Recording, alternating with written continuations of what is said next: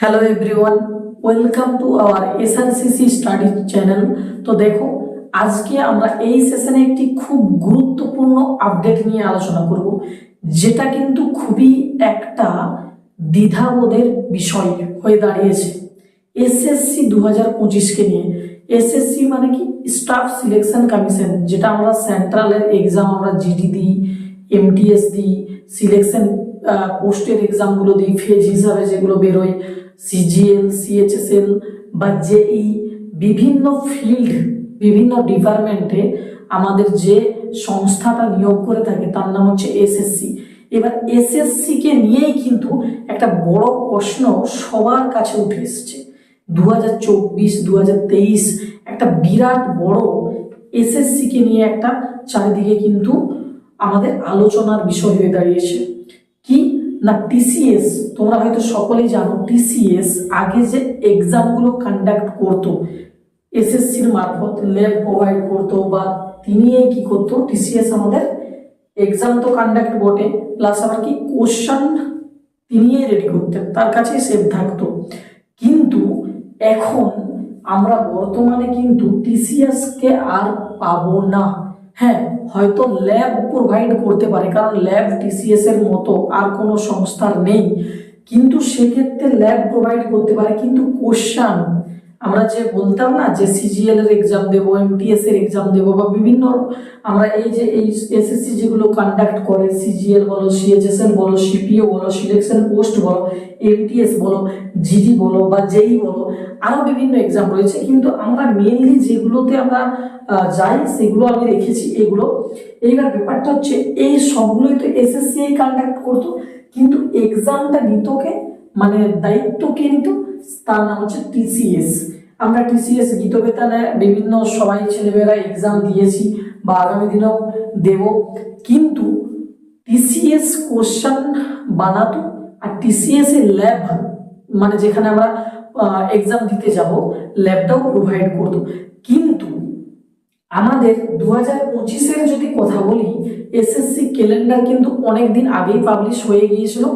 আমরা যদি দেখি সবচেয়ে আগে কি ছিল, এই সিলেকশন পোস্টের এক্সামের যে অ্যাডভার্টাইজমেন্ট অর্থাৎ ফর্ম বেরোনোর কথা ছিল, সেটা হচ্ছে কি 16 তারিখ, কিন্তু 16 তারিখ কোনো নোটিফিকেশন আসেনি।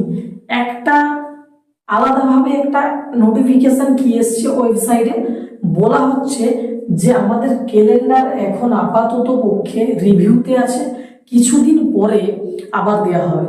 কিন্তু রিভিউ মানে এইবার বোঝার চেষ্টা করো, এইবারে কিন্তু এই সিজিএল কে নিয়ে, জেই কে নিয়ে বা এমটিএস কে নিয়ে কিন্তু অনেক চারিদিকে আলোচনার বিষয় চলেছে। দিল্লি মুখার্জি নগরে কিন্তু এসএসসির যে হেড অফিস রয়েছে সেখানেও কিন্তু প্রচুর সমস্ত শিক্ষকেরা গিয়ে পৌঁছেছিলেন বিভিন্ন দাবি দাবা নিয়ে। কারণ কি না, এই সমস্ত এক্সামগুলোতে, যেমন সিজিএল এর কথা বলি আমি, যদি কি হচ্ছে সেখানে নর্মালাইজেশনের যে ভাগাভাগি ব্যাপারটা ছিল, নর্মালাইজেশন, কারো দেখা যাচ্ছে কোনো শিফটে 20, কোনো শিফটে 40 বেড়ে যাচ্ছে, কোনো শিফটে দেখা যাচ্ছে বাড়ছে না বরঞ্চ কমছে। এই যে একটা নর্মালাইজেশনের ব্যাপার, তো নর্মালাইজেশনের ব্যাপার রয়েছে। কোশ্চেনের যে ডিফারেন্স, কোন শিফটে এত সহজ কোশ্চেন করছে আর একটা শিফটে কি করছে প্রচুর কঠিন করে দিচ্ছে, এর ফলে কি হচ্ছে মার্কসের ডিফারেন্স করছে। একজন কি হচ্ছে, একজন বেশি নাম্বার এবং তার সিলেকশন হচ্ছে না, আর একজন কম নাম্বার পেয়ে তো সিলেকশন হবে না এটা নিশ্চিত, কিন্তু বেশি নাম্বার পেয়েও সিলেকশন হচ্ছে না। কম নাম্বার পেয়ে সিলেকশন না হওয়া বাচ্চারা কিন্তু কম নাম্বার পেয়ে সেই যে নর্মালাইজেশনের ক্ষেত্রে নর্মালাইজেশনে এতটাই স্কোর বেড়েছে যে তার সিলেকশন হয়ে যাচ্ছে। তাহলে এইবার তোমরা ভাবো যে বেশি যে আনছে মার্কস, তাহলে সে কি দোষ করলো? সে কি খাটেনি না সে পরিশ্রম করেনি? আমার একটাই কথা যে কোশ্চেন এমন বানাতে হবে ইকুয়াল। যদি এমটিএস এর কথা বলি, এমটিএস তো ভাই একটা আমার মাল্টিটাস্কিং স্টাফ, মানে মাধ্যমিক লেভেলের এক্সাম, তো সেখানে আমি যদি সেই পিএইচডি কোশ্চেন রাখি বা সেখানে আমি যদি রাখি আমি গ্রাজুয়েট লেভেলের কোশ্চেন তুলে আনি, তাহলে সেটা নিশ্চয়ই এইখানের অ্যাসপিরেন্টের ক্ষেত্রে একটু টাফ লেভেল হবে। সেটা হোক, কোনো ব্যাপার না, মোদ্দা কথা যেটা ইকুয়ালি বানাতে হবে, রং কোশ্চেন বানানোর যে ব্যাপারটা, তো এই সমস্ত জিনিসগুলো কিন্তু এই টিসিএস এর মধ্যে দেখা দিচ্ছে, যে কারণে সমস্ত শিক্ষক সহ সবাই কিন্তু এসএসসি চেয়ারম্যানের কাছে দাবি করেছিল, এবং চেয়ারম্যান কি করেছে, এই দাবি তাদের রেখেছে। এমনকি এটাও বলেছে এখন অনেকগুলো কোম্পানিকে, সে উইপ্রো হোক, টিসিএস হোক, যাই হোক অনেকগুলো রয়েছে, এখন যেহেতু নোটিফিকেশনে সঠিক করে বলা নেই কে কোশ্চেন্স বানাবে, কে ল্যাব প্রোভাইড করবে, সবাই কিন্তু লিস্ট অনুযায়ী তাদের কাছে রয়েছে। এবার কোনটা একদম প্রপারলি হবে সেইটা কিন্তু এখনো ঠিক হয়নি। তবে মনে রাখো, নোটিফিকেশন আসছে না, 16 এপ্রিল আসার কথা ছিল এই সিলেকশন পোস্টের, যেহেতু এখনো পর্যন্ত আসেনি, এটা মাথায় রেখো। ভেন্ডার অর্থাৎ আমাদের টিসিএস আর কিন্তু থাকছে না। হ্যাঁ, টিসিএস এর মতো ল্যাব, মানে আমরা যেখানে এক্সাম দিতে যাব, ল্যাব হয়তো অন্য কোম্পানির সেরকম নেই টিসিএস এর মতো। অতএব আমরা চাইবো সবাই যাতে টিসিএস এই ল্যাবটা প্রোভাইড করে, কিন্তু কোশ্চেন টিসিএস আর বানাবে না, ভেন্ডর কিন্তু চেঞ্জ হবেই হবে। আর ল্যাবও কিন্তু টিসিএস এই যে হবে তার কোনো একদম গ্যারেন্টি তো নেই। এবার ব্যাপারটা কি হচ্ছে, আমরা চাইবো সবাই যাতে না টিসিএস ছাড়া অন্য কারো কাছে যায় ল্যাব, কারণ ল্যাব সিস্টেম টিসিএস এর খুব ভালো অন্য সংস্থাগুলোর থেকে। এইবার কি হয়, যদি টিসিএস না কন্ডাক্ট করে বা ল্যাব প্রোভাইডের ক্ষেত্রে যদি তার সঙ্গে এসএসসি ঠিকঠাক যদি অ্যাডজাস্টমেন্ট না হয়, তাহলে কিন্তু অন্য কোম্পানি এলে একটা আলোচনার বিষয় হয়ে আমাদের কাছে আরো দাঁড়াতে পারে, যে সেই আমাদের কাছে নতুন ল্যাব প্রোভাইডার কোন কোম্পানি আসবে বা কি হবে, এই বিভিন্ন রকম আমাদের আলোচনা বা দ্বিধা একটা মনের মধ্যে থেকেই যায়। তো আমি যেটা বলছি, যারা এখনো প্রিপারেশন শুরু করবে ভাবছো, চিন্তার কোনো কারণ নেই। তোমরা যে ভাবছিলে 16 এপ্রিল আসার কথা, যেহেতু এটা 16 এপ্রিল এলো না, সিলেকশন পোস্ট, প্রথমে সিলেকশন পোস্ট ছিল, তারপর সিজিএল ছিল, সিএইচএসএল ছিল, তারপর এমটিএস ছিল, লাস্টে নভেম্বরে আমাদের সবাই যেটা চাই, সবাই যেটা যেতে চাই, জিডি, এটা নভেম্বরে আসার কথা ছিল। যেহেতু সিলেকশন পোস্ট 16 তারিখ এলো না, একটা কথা মাথায় রাখবে, ভেন্ডর চেঞ্জ হওয়ার কথা বলা হয়েছে, সমস্ত কিছু চেঞ্জ, ল্যাব প্রোভাইড যাই হোক চেঞ্জ হওয়ার কথা বলা আছে। এইবার যদি চেঞ্জ হয় মিনিমাম 15 দিন থেকে বা 1-2 মাস কিন্তু লেট হওয়ার একটা বড় সম্ভাবনা রয়েছে। তো যেহেতু আমার সিলেকশন পোস্টের নোটিফিকেশনটা আসেনি, তাহলে যেহেতু এটাতে আসেনি, নিশ্চয়ই তাহলে বাকিগুলোও ডেট পেচ হবে, এক্সাম বলো বা অ্যাডভার্টাইজমেন্ট বলো, মানে ফর্ম ফিল আপের যে তারিখগুলো সেগুলো বলো, সমস্ত কিছু এভরিথিং চেঞ্জ হবে। তো চিন্তার কোনো কারণ নেই, বলার এটাই মানে যে তোমরা ভালো করে প্রিপারেশন করো, কে চেঞ্জ হচ্ছে, কারণ টিসিএস এর আগে আরো সিফি নামক একটা সংস্থায়ও কিন্তু এসএসসির সঙ্গে যুক্ত ছিল। তো কে কখন আসবে, কে কখন যাবে, এটা আমাদের বড় কথা নয়। হ্যাঁ, কিন্তু কিরকম, এই যে ল্যাব, যেখানে আমরা ল্যাব সিস্টেম, যেখানে আমাদের ইলেকট্রনিক্স এর ব্যাপার থাকে কম্পিউটারে, সেই ল্যাব যদি ঠিকঠাক না হয়ে থাকে টিসিএস এর মতো, তাহলে কিন্তু খুবই আমাদেরকে বিপদের সম্মুখীন হতে পারে।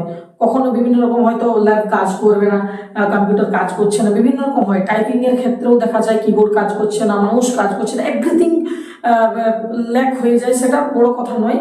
কিন্তু আমরা চাইবো যে ল্যাব প্রোভাইডার যে যদি টিসিএস হয়, কারণ আমরা সবাই টিসিএস এর এক্সাম দিয়েছি, বুঝেছি বা সবাই দিচ্ছ, জানছো টিসিএস কিন্তু বাকিদের তুলনায় অনেকটাই ফাস্ট, কিন্তু টিসিএস কিন্তু কোশ্চেন আর বানাবে না, এটা কিন্তু মাথায় ঢুকিয়ে নাও, মাথায় ঢুকিয়ে নাও। কারণ আমরা যে পিওয়াইকিউ গুলো দেখছিলাম, previous year question, previous year যে কোশ্চেন গুলো, সেগুলো আমরা টিসিএস বেসডে আমরা প্রিপারেশন করছিলাম, কিন্তু ওই টিসিএস তুমি যদি বলো প্রিপারেশন পিওয়াইকিউ, তাহলে কি কাজে লাগবে?